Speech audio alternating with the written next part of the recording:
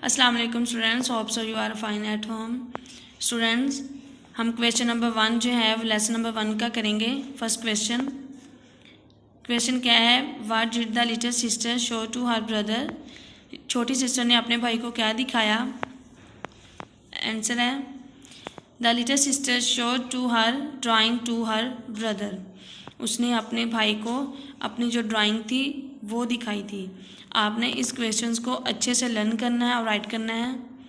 और नेक्स्ट है question number 2। What did the mother say to Fiona? The mother said to Fiona your drawing is very nice. ये आप लोगों ने question learn करना है, देन राइट। साथ है आपका मिसिंग स्पेलिंग मिसिंग जो है words LITTLE little, SET sad, PENCIL pencil, DRAWING drawing। ये आप लोगों ने अच्छे से लर्न भी करना है और राइट भी करना है। ओके, थैंक यू, अल्लाह हाफिज़।